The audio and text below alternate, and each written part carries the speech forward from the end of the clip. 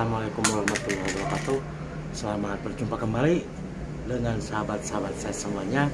Pada kesempatan kali ini kita akan membahas tentang satu opini Ratu Adil yang betul-betul lulus menjadi seorang Ratu Adil, karena sebelumnya tidak ada yang pernah lulus menjadi seorang Ratu Adil. Dengan judulnya Mata Batin Satrio Piningit Ratu Adil. Selamat menonton.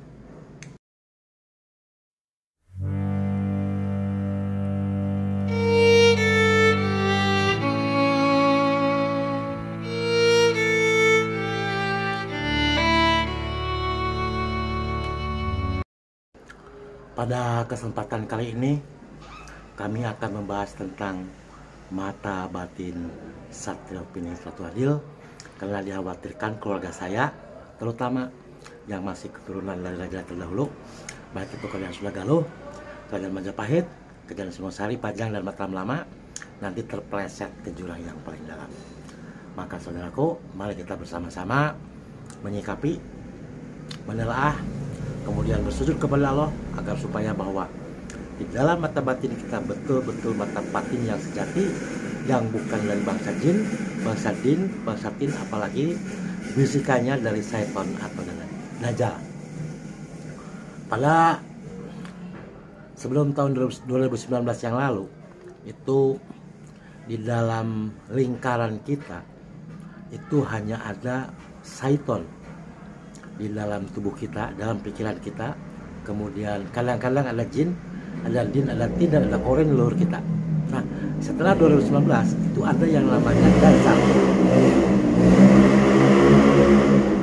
Kalau menurut pendapat biometafisika, sekali lagi kami mengesampingkan kepada kitab-kitab yang lain agar supaya kita betul-betul tidak memihak satu agama manapun, agar supaya kebenaran itu tercipta nanti di suatu saat itu berdasarkan petunjuk yang hakiki yang datangnya dari Allah Subhanahu wa Ta'ala, bukan dari petunjuk yang lainnya.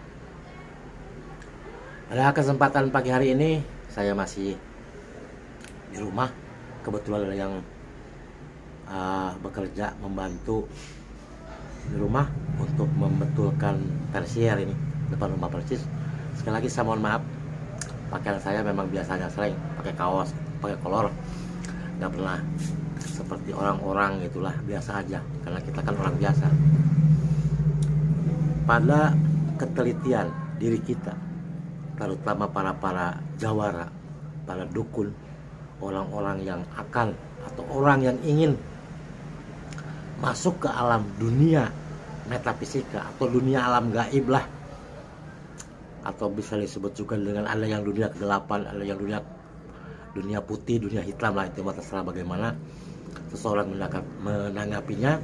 Apa yang disebut dengan dunia batin atau dunia metafisika atau dunia yang tidak tampak oleh mata lahir kita.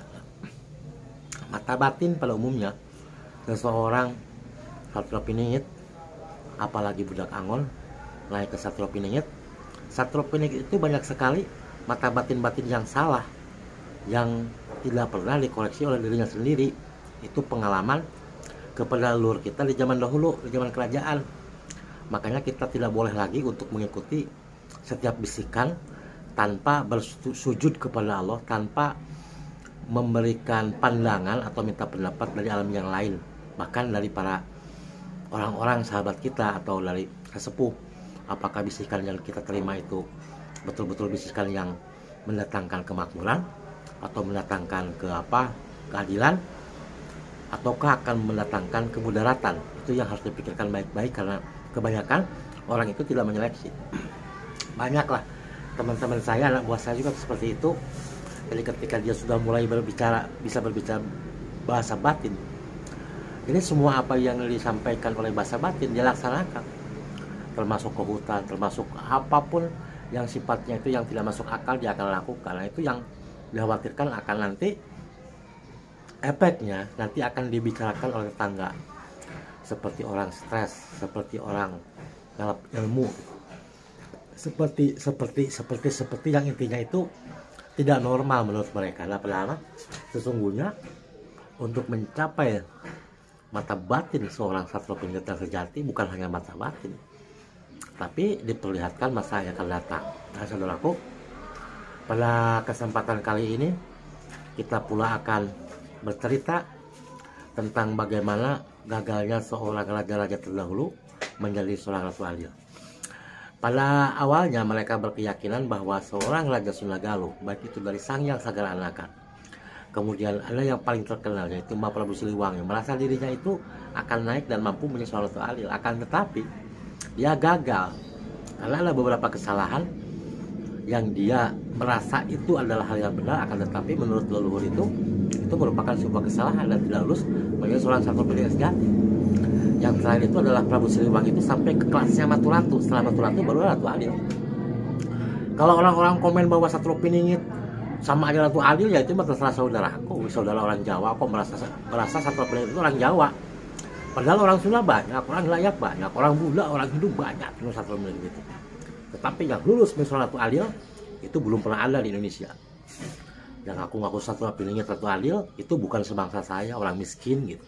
Orang tidak terkenal bukan sebangsa itu. Orang yang tidak kuat ibadah tidak sebangsa itu.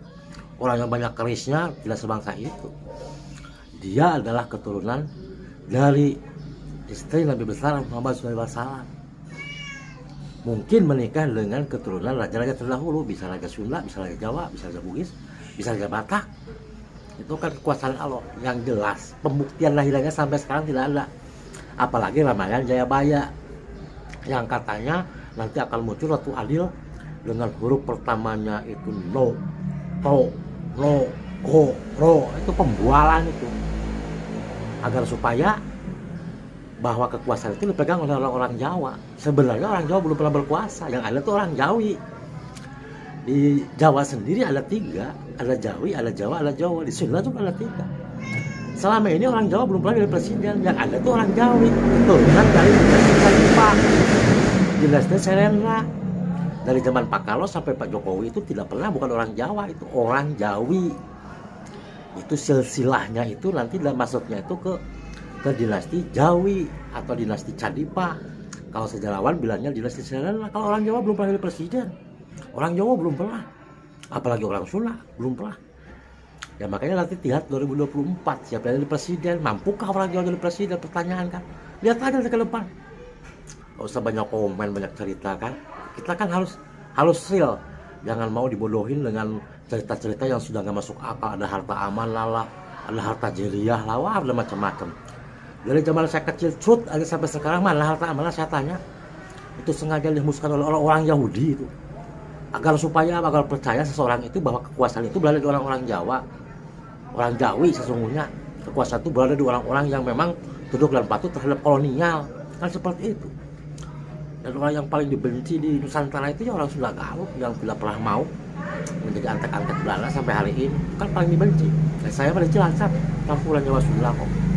Tapi kejujuran itu harus ditingkatkan. Makanya mata batin seorang Satrio Piningit itu bukan mata batin bisikan, mata batin seperti dukun, seperti orang-orang sekarang. Itu bukan seperti itu.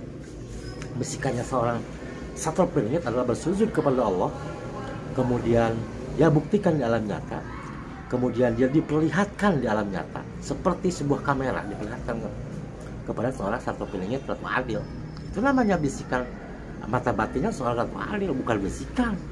Kalau yang lain kayak peramal gitu satu dua tuh pakai bisikan batin itu jin itu. Kalau jago bisa masuk ke alam jin hebat, ke alam jin hebat, nggak bakalan bisa kembali itu. Itu masih tarafnya pembelajaran ke atas, sudah hebat, sudah bisa meramal tuh hebat. Kalau Sunda Galuh atau salah satu zaman dulu bukan meramal, memang diperlihatkan kejadian itu, dan itu terjadi. Dari catatan yang saya terima, apa yang diucapkan oleh Raja Sunda Galuh terdahulu terjadi. Sampai dengan tahunnya kan, orang namanya di Sunda Galuh tidak pernah mengenal yang namanya Satrio Piningit, lalu tidak pernah mengenal, apalagi Raman tidak pernah mengenal. Sunda Galuh itu Islam murni, betul-betul murni, tidak ada sesaji, tidak ada nyambat-nyambat, nggak ada nyimpen keris belati gitu, nggak ada. Itulah orang Sunda Galuh yang sesungguhnya, diputarbalikkan orang Yahudi. Seolah-olah orang Sunda kan ngikutin budaya Jawa, dari Hong Kong ngikutin. Orang yang dulu lahir duluan aja bukan orang Jawa kok, orang Sunda Galuh, orang Sunda, orang Candu, baru dinasti dari Dayak, baru dinasti dari Jawa. Itu kan dengan kekuasaan, tinggal buktikan ya ke depan. Yang jadi presiden orang Jawa, kalimatnya orang Dayak, orang Sunda, orang Batak, udah gitu aja. Jangan banyak cakap. Orang sekarang di Jogja Solo aja, keratonnya keraton Jogja Solo aja. Punya ilmu nggak, saya tanya sama si sultannya tuh. Di akhir zaman nggak ada orang yang punya ilmu, sama semua. Nggak ada orang sakti, nggak ada orang yang punya jampi-jampi. Nggak ada, tinggal buktikan aja kerisnya keluarkan itu. Buktikan. Ada yang namanya keris-keris macam-macam fungsinya. Tinggal buktikan aja. Udah kosong itu di akhir zaman. Itu adalah merupakan kekuasaan Allah yang kita tidak tahu. Bahwa kita sebenarnya sama di hadapan Allah. Soal ibadah sama. Hubungan ibadah itu hubungan kita dengan Allah, bukan dengan manusia, dengan Allah. Dan seperti itu. Makanya Prabu Siliwangi tidak lulus. Dan sudah kalau kenapa? Karena masalah ibadah itu diperlihatkan kepada manusia. Itu tidak boleh dihormati, berlebihan tidak boleh. Jadi bahasanya masih bahasa mata batin. Sedangkan Satrio Pilih itu sudah lengkap. Dia dibisikin, dia diperlihatkan masa lalu, sekarang akan datang, dan dia bersujud kepada Allah. Bersujud istikharah tanpa henti, nggak kayak kita tanpa henti. Nah itulah seorang Satrio Pilih. Matanya sangat tajam dan kebenaran itu pasti ada. Terima kasih saudaraku. Wassalamualaikum warahmatullahi wabarakatuh.